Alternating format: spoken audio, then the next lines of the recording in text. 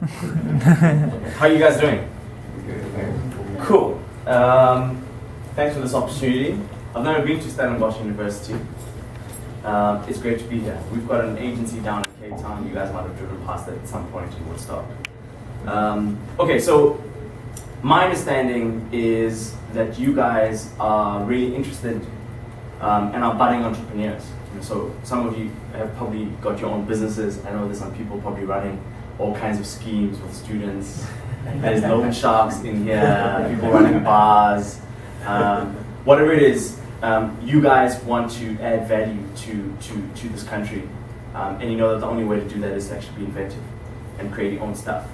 You know, if you think about the context of South Africa as we have it right now, some of you may have read the National Development Plan.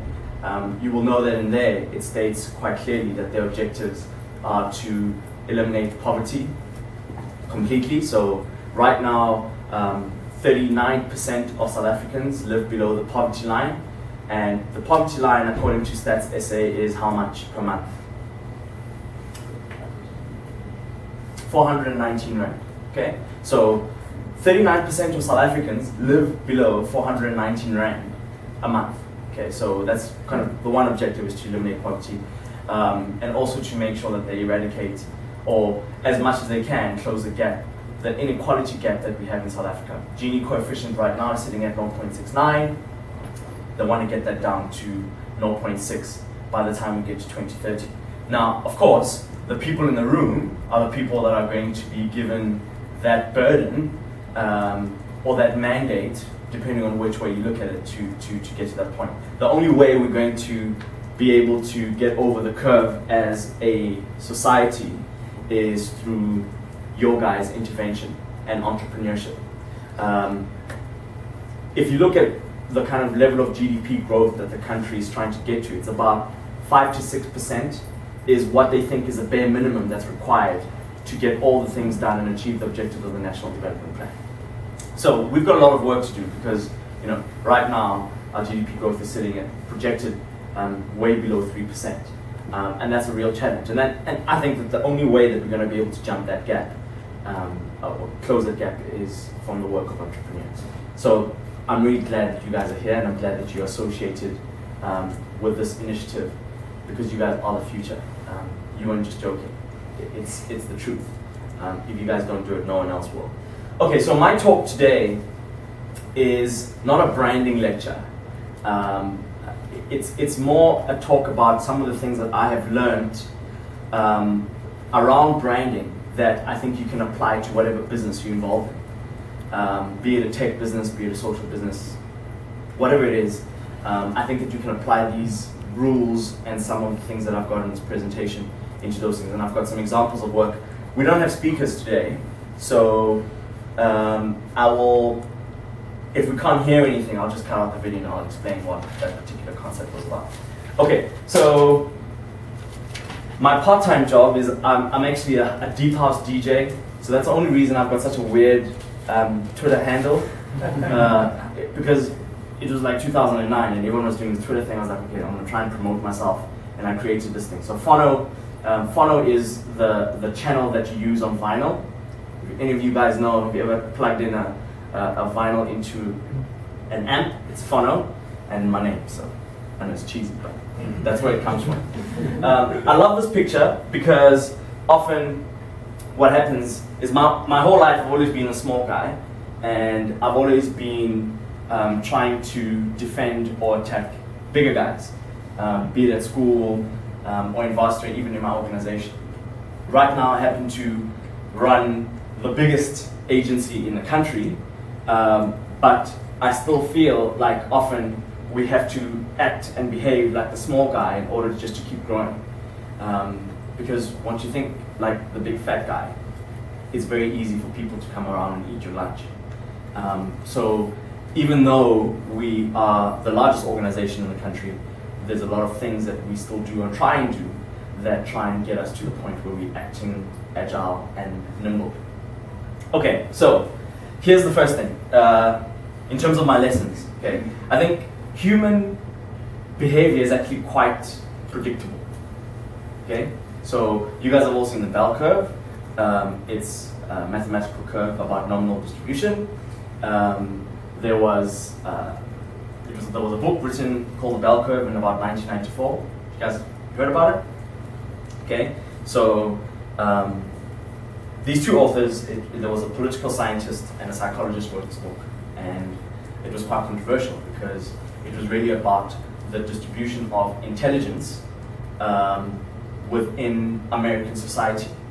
And they were trying to draw parallels between the IQ of the American society and how that was correlating to issues like crime or success, commercial success in work, for example. So the reason why it was controversial is that it made racial inferences, where, I mean, they were just reporting around kind of what the stats were saying, but they said some things that got them into a lot of trouble.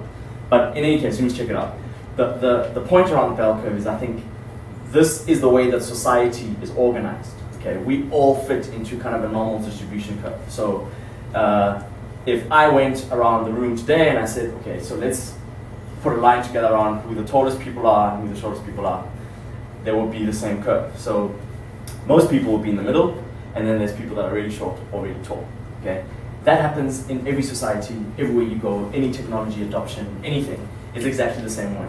And I often talk about this being the foundation of understanding how you can be a better entrepreneur, because if you can predict how people's behavior is going to be, then it's much easier to plug and play whatever products and processes you guys have got.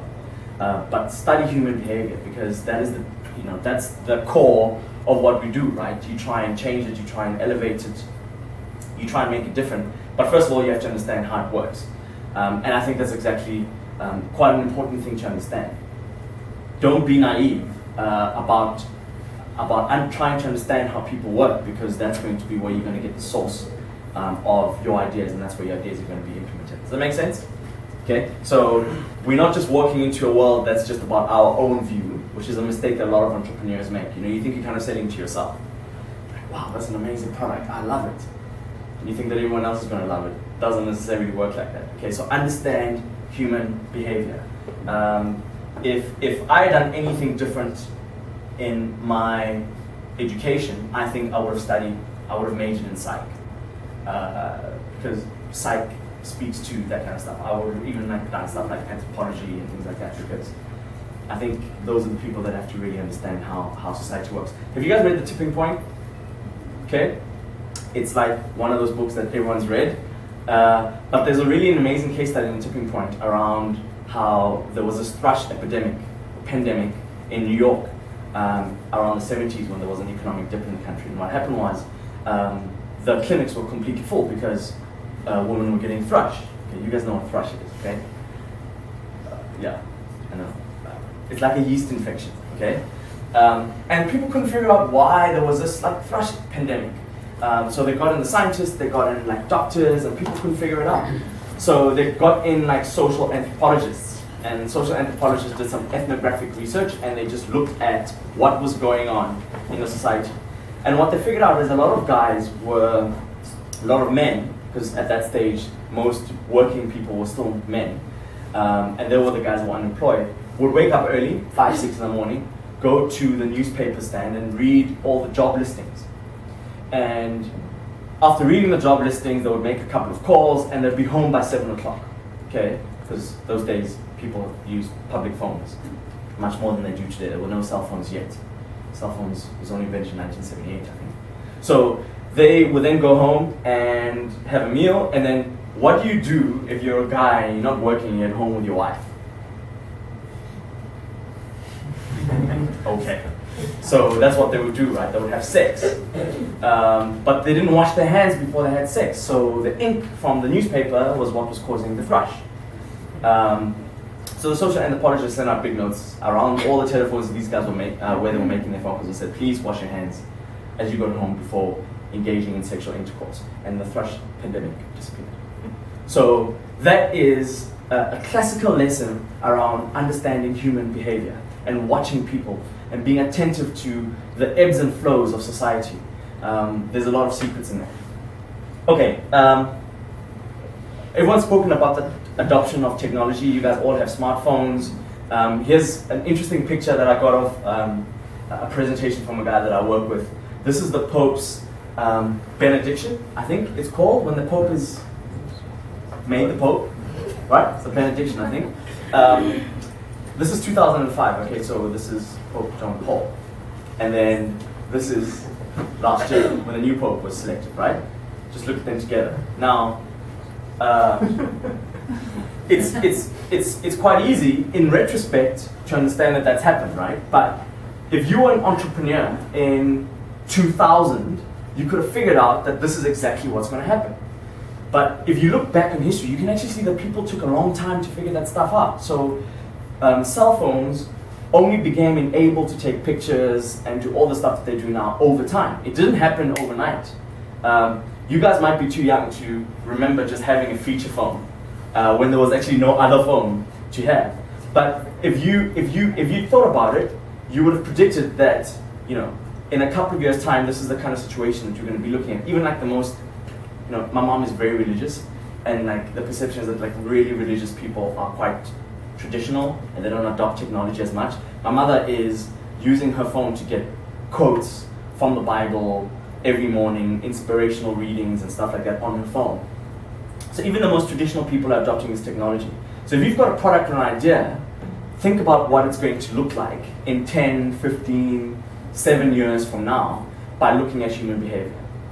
It's very easy in retrospect to look at these stuff. And I think if you actually went back in history and you looked at all the kind of changes in behavior and what people did to consumer adoption and how they adopted different products, you'd be able to work out how to exactly plug in your product. So that's just, you know, a really simple case in point. I mean, of course, phones now are the be all and end all because everything we do is on our phone. Our diary, our emails, our pictures, our videos. The most important thing about cell networks and phones these days is really the technology infrastructure that sits around it. It's a technology ecosystem that's around it. Okay, so that's the next big thing. So you guys need to be thinking about it. That's going to be your game. How do you leverage that ecosystem? It's going to be a real mission changing from Android to iOS and vice versa. So think about what that means for your product. Okay, and then the second thing I'd like to speak to you about from an entrepreneurial perspective in terms of branding is something about rules. You know, most people only know what they know because that's what they've been taught. And you can leverage your naivety and apply it dynamically to get people to do different things. I've just got a couple of examples here of brands that have done that. So Virgin Atlantic is actually my favorite example because it's so obvious. Richard Branson knew nothing about airlines, right? Because he came from the music industry. He was the first person and the first brand to introduce online onboard entertainment on flights. It was obvious for him because he's like, that's what I do. You know, I know music. I know people love music. I made my money out of music.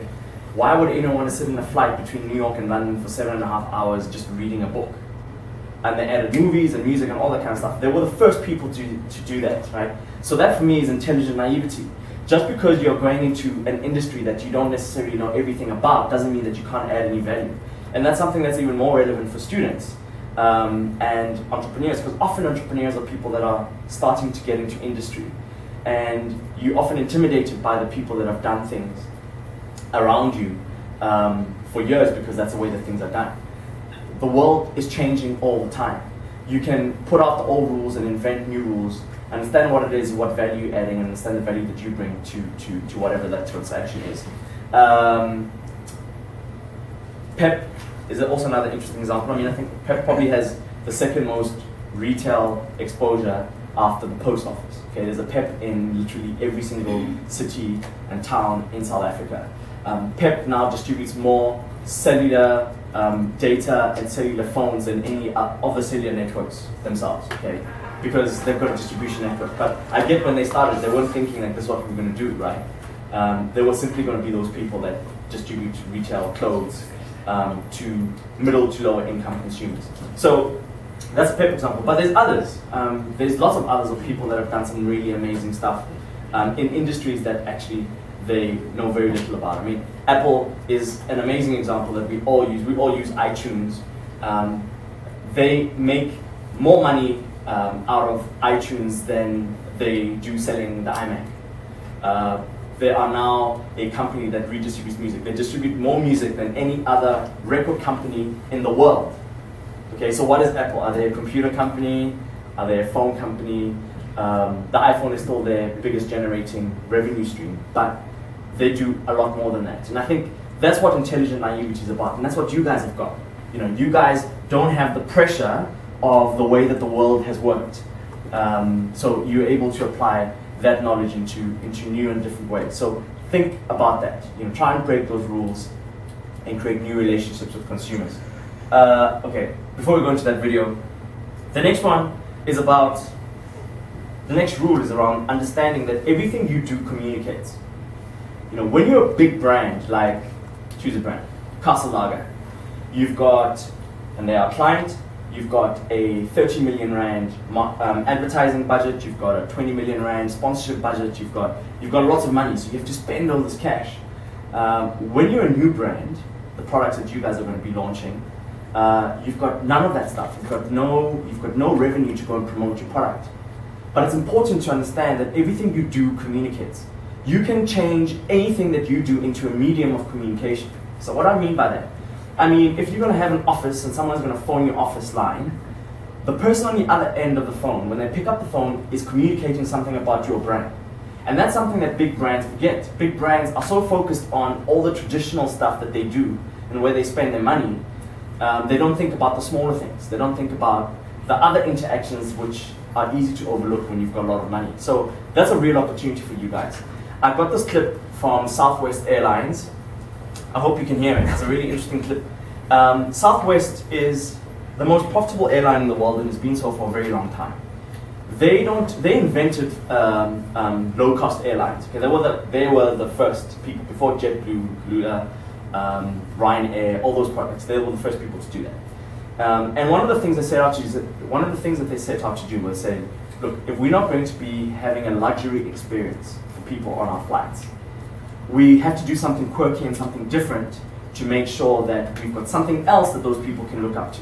Now, of course, if you are an airline with money, you're thinking it's only about the food, it's about the service, all the kind of typical things that we have been coached as consumers to look out for. So if you're going to come and you're going to do a low-cost airline, you're going to buy and loan aircraft from other people. It's not going to be the best thing. It's not going to be the best aircraft. You want to get people in and out quickly, so you're going to need to think differently about your model. So in their attempt, or some of the examples of how quirky they are, is this next clip. I hope you can hear it. Southwest Airlines Flight 372, service to Oklahoma City. You can't really hear that, can you? Those of you that have flown us before know that we do things a little bit differently here on Southwest. Some of us tell jokes, some of us sing, some of us just stand there and look beautiful. I, unfortunately, can do none of those. So here's the one thing that I do know how to do. We're going to shake things up a little bit. I need a little audience participation. Otherwise, this is not going to go over well at all. So here's what I need, especially you guys in the front, because you know what's coming. All right, I need a beat. All right. All I need you to do is stomp and clap, and I'm going to do the rest because I've had 5 fights today, and I just cannot do the regular boring announcement again. Otherwise, I'm going to put myself to sleep. So, you guys with me? All right. So give me a stomp, clap, clap. Come on, stomp, clap, clap. They don't be there. There you go. Keep that going. This is right. 372 on SWA. The flight attendants on board serving you today. Teresa in the middle, David in the back. My name is David, and I'm here to tell you that shortly after takeoff, first things first, there's soft drinks and coffee to quench your thirst. But if you want another kind of drink, then just holler. Alcohol beverages will be $4. If a monster energy drink is your plan, that'll be $3, and you get the whole can. We won't take your cash, you gotta pay with plastic. If you have a coupon, then that's fantastic. Okay, you get the point. Alright. So the guy like rapped the whole announcement. Now, he probably doesn't do that all the time, but it's something that is completely amazing for those people, and they're going to tell the story about that, right? So that just goes to the point that if you're going to develop a new product, think about all the consumer journey and how people interact with that particular product, and try and find ways of turning that journey into something that's unique, that differentiates your product offering. And actually it's quite easy to do because, category norms are called category norms because everybody does them. And it's quite easy to find different ways of engaging with those different category norms or turning some of them on their heads, okay? This is a sock in Virgin Atlantic. Even a simple sock can say something quirky or say something different about your brand. Actually, it doesn't necessarily have to be quirky, right? It can be completely different. It can be whatever you want it to be. So, yeah, that's a really good example because I think for people like you guys or people that are starting new businesses, you don't have the resources that other big companies have and you can't compete with them head on. You won't survive. Another thing that's quite interesting that I think you can do is assume thought leadership of a category. Usually in most categories there's like the Coca-Cola of the category. The brand that has been there for a long time, that's done things that nobody other, that has taught the market how to behave. And sometimes if you're lucky there's another brand which is the brand that might be new, fresh in the market, that's changing the way that things are done, that people are talking about. Those are the kind of two different thought leaders. You get a thought leader that is an established market leader, and you get a thought leader that everyone's talking about that's creating a sense of momentum and excitement in the category. Because most thought leaders who are market leaders forget how to do that. And I've got 3 examples of how you can do it. You can either change, in whatever category, you can look at the category rules, and you can become a thought leader by changing the way that that category expresses itself. You can change the way that that category delivers that particular product or service, or you can change the way that in that category the experience of those products and services are had. There's a number of different things. You can look at whatever category truths are in that particular market and think about how you change them to make sure that your product is differentiated. So you can embed that change and that difference in your product. Some example, I used to be the brand manager of Miller Genuine Draft. I launched MGD into the market in 2003. And back then, all the premium brands that you found in the market were like Amstel, it was all green bottled, gold foiled products, right? Do you guys remember the Amstel ad? It had like this guy on a plane, it was like playing this soothing music, and there was the shots of like barley, and do you remember those kind of premium ads? Okay, so that's the only, like, premium was that. It was about heritage and nothing else. It was just like these, listen, trust me consumers, these guys have been making beer for the past 150 years. That's why it's expensive, and that's why it's going to make you look good and get laid. Okay, that was like the narrative back then. So when MGG came on board in South Africa, it was the first time that a brand had a cosmopolitan appeal. It was the first time that a premium brand could appeal to both women and guys at the same time. And we launched an ad, which none of you guys will remember, but that looks like alcohol advertising today. Everything is much more upbeat, everything is much more social. You see ads with women and guys, people having fun. But back then, this had never been done in South Africa. And people were like, this is not, oh, by the way, it's for people partying at 5:47. That doesn't happen in Cape Town anymore. But if we had to do it now, it would have to be like 1:59. But what that product did is that it changed the category norm of premium brand advertising being about longevity. It changed the way that the context. And right now everybody does it. So we're not going to take credit, but it's just an example of how that happens. We're not going to go do that. Here's an example of a product that's changed the category norm of the medium, how you actually deliver your particular product. Medium being, this is the product that you're going to give. When most people go into a store, you go in with your wallet and your keys and your phone, right? This is a new credit card company, and what we're trying to do is say, how do we beat Visa and MasterCard? I mean, in America, for example, the average credit card penetration per person is about 6 to 6.5. Okay, people have like 6.5 credit cards. That's why they're broke. That's why we'll get broke if we keep doing that. So these guys had to think about a way of jumping the queue, and the way that they're going to jump the queue is give you a card holder or a card that could be clicked onto your keys. So really clever idea on how you can jump the queue in a really well-established market. So again, in all of these examples, I think they're quite practical because it's not, you don't have to go and put something on a key for your particular product, but just think about what this could mean for your particular category. How do you jump the queue? How do you get up the line in terms of the consideration set? All right, and Southwest we've already spoken about. Number 5 is something called symbols of reevaluation. Most people are used to the way that the world works. So if you're driving or riding or walking from home to work every single day, there's so many things that just disappear because you've seen them so many times before. Like they're in your peripheral vision. They're in your, if there's such a term, in your peripheral memory, in your peripheral context. That's the way that we actually need to have that type of understanding as human beings. Otherwise, there would be too much information getting into our minds all the time. So your brain is designed to only focus on a few select things at a particular moment in time, especially when you're not in danger. But if you are walking with your girlfriend and you're going to the movies and you saw a tiger coming towards you, you would do something, right? Because that's a sign of immediate danger. But if it were just a group of people walking towards you and you've seen them before, that's not going to be anything. So if you want to create a change in the market, you want people to pay attention to you, you need to create something that's going to make them notice. You're going to need to change something in that particular context that's going to make people pay attention to you.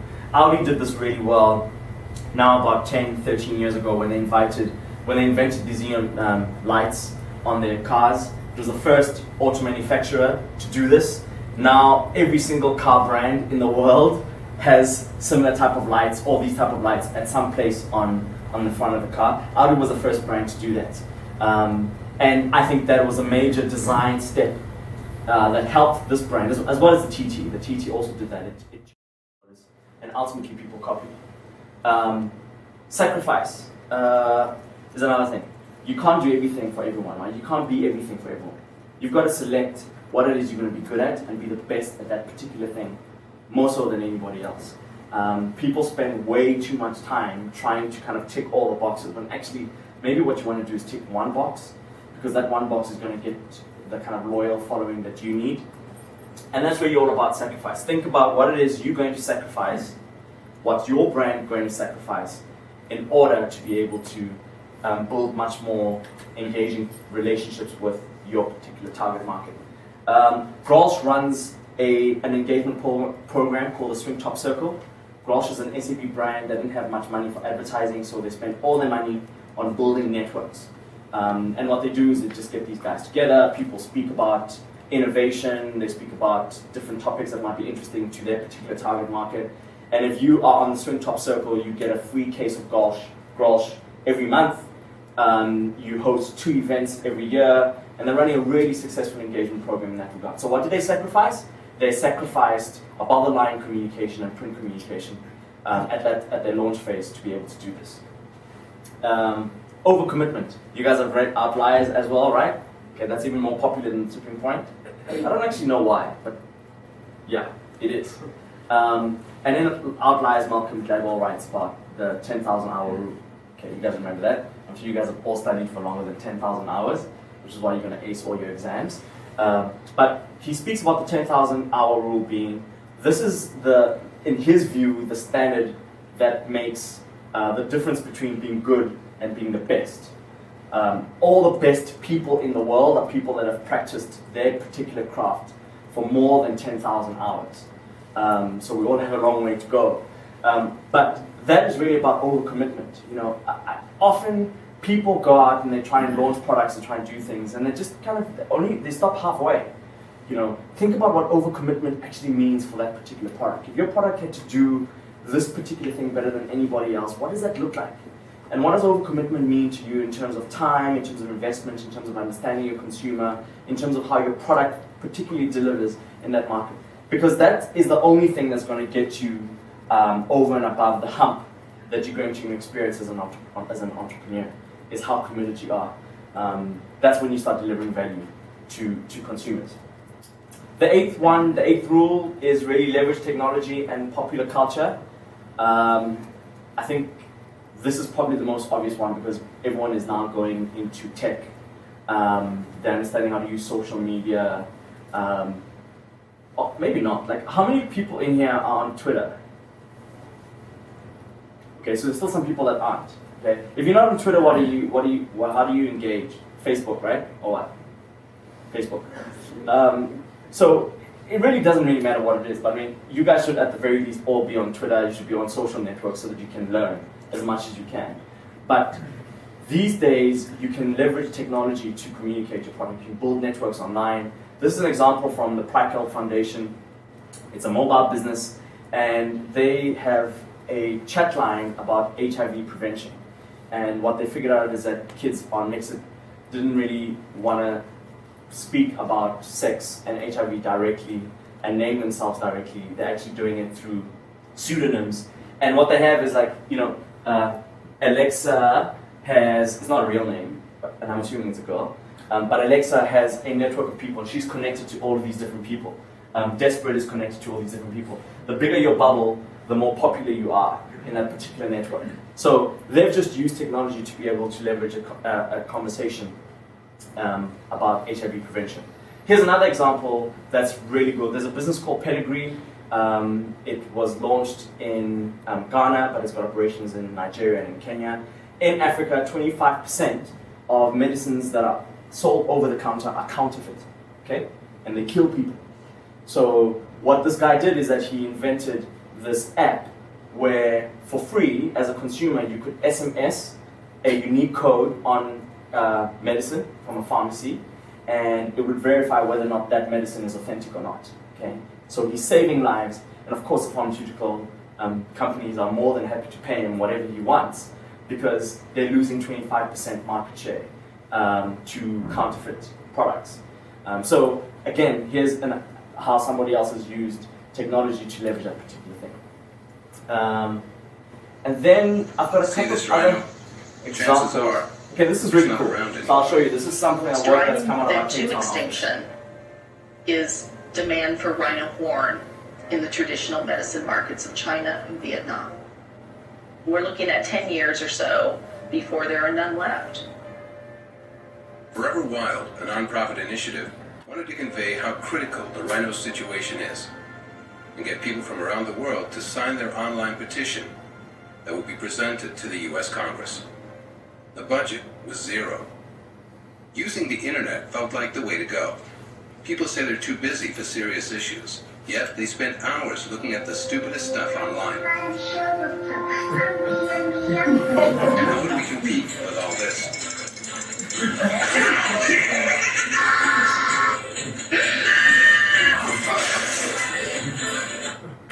We didn't. Our idea was YouTube interventions. Every day for 2 weeks, we downloaded the most frivolous trending videos and a few classics, then remixed them, but titled and tagged them exactly like the originals. So when people searched for them, here's what they got.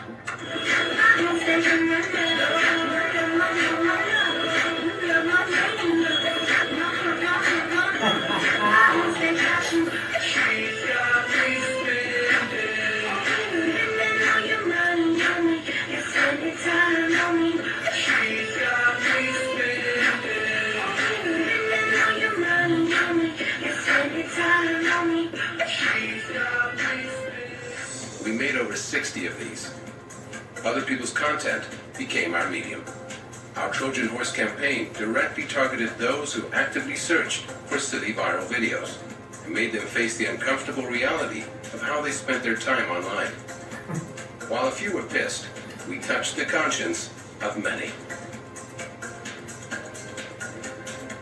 Over 11,000 Facebook likes. Over 300,000 views.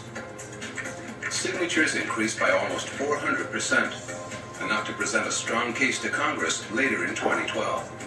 And all this with $0 spent. Because when a crisis gets really desperate, it's time for an intervention. That's a cool video. Didn't you work on that, Chris? Yeah. Is that yours? Yeah. That's Chris. He's from our Cape Town business.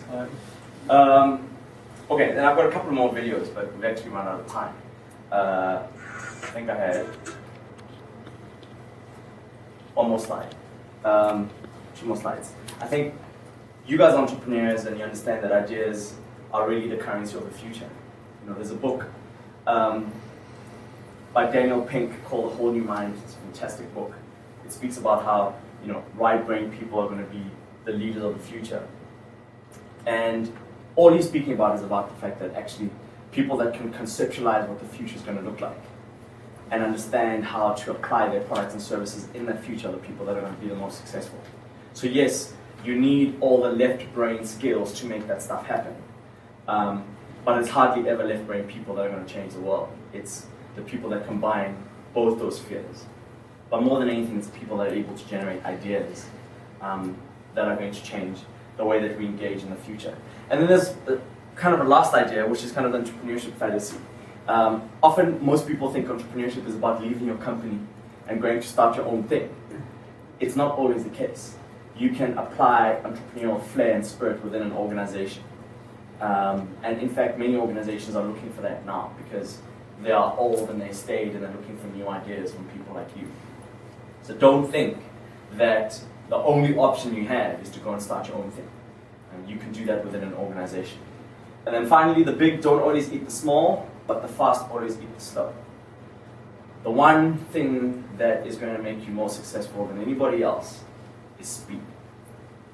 So if you need to cut out sleep, partying, do whatever you need to do, but get things out faster than anybody else, and you will be a step ahead of most people. And that's it. That's my talk. Thanks.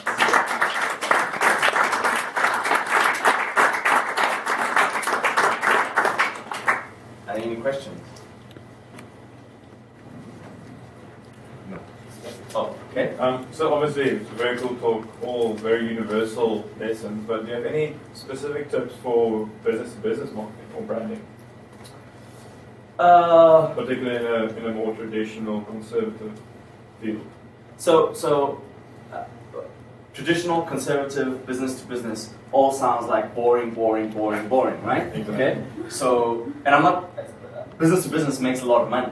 In fact, that's a business we in. We are a business-to-business organization because we don't work for the consumer, we work for our clients. Okay.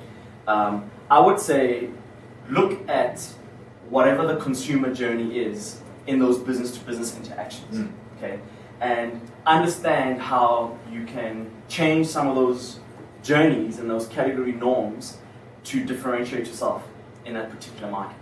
So, I mean, I'm answering you generically because you've given me a generic question, but it's really as simple as that. Just kind of say, if you're an insurance broker, okay, insurance brokers get out and they've got like a list of people that they call and they've got contacts, and they engage with them and they sell them insurance on behalf of an Old Mutual or whatever it is. It's rare to find those individuals who are connected to technology, who are giving information to their customers about new trends, what's going on in insurance around the world, what's up and coming, who are learning. It's so easy to learn about people right now because everyone's online, right?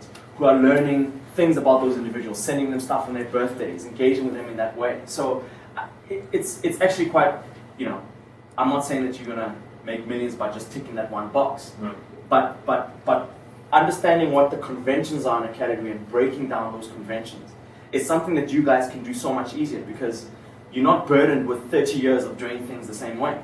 You can ask stupid questions. Say like, why do people do that? Why does it take that long? Why does it cost that much money? Why do I have to speak to you directly? Why can't I do things myself? All those questions are the ones that are making huge changes in the industry. I mean, in insurance specifically, insurance used to be a business-to-business transaction. Okay, you needed to deal with the broker. Now you get insurance that is much more direct. Outsurance, Dial Direct are all new insurance models that are just off the base of the same companies that were doing insurance in the first place. But they changed the way that the category works. So yeah, that's how I answer that. Okay. Anything else? Cool. Thank you. Thanks, guys.